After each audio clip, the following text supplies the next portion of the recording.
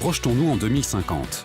Notre pays comptera 10 millions de ménages supplémentaires et la consommation d'énergie des bâtiments devra être réduite de 36%. Comment faire pour consommer mieux et moins? La solution passe dès aujourd'hui par la construction de nouveaux bâtiments à haute performance énergétique, par une isolation massive des bâtiments existants et par la diffusion des solutions gaz déjà disponibles comme les chaudières à condensation, les écogénérateurs, les pompes à chaleur gaz et les chaudières hybrides.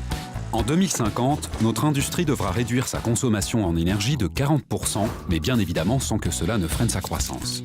Pour y parvenir, tout en maîtrisant les gaz à effet de serre, GRDF place dès maintenant l'économie circulaire au cœur de son scénario. L'économie circulaire, c'est faire que les déchets des uns deviennent source d'énergie pour les autres, pour économiser les ressources primaires. En plus de cela, les flux d'énergie sont optimisés. Le fioul et le charbon sont progressivement remplacés par le gaz naturel et les énergies renouvelables. Penchons-nous maintenant sur la mobilité. En 2050, nous nous déplacerons différemment.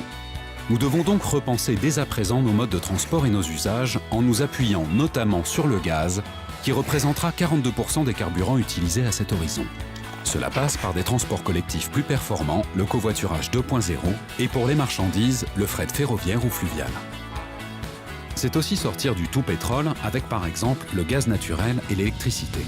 L'électricité sur de courtes distances pour les véhicules légers et le gaz naturel véhicule pour les longues distances et les véhicules lourds comme les camions, les bus, les bennes, sans oublier les bateaux.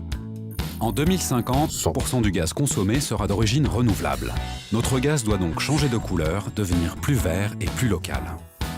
Les premiers sites de méthanisation en service aujourd'hui ouvrent la voie à une généralisation de la production de gaz à partir des déchets, fidèle en cela au principe de l'économie circulaire.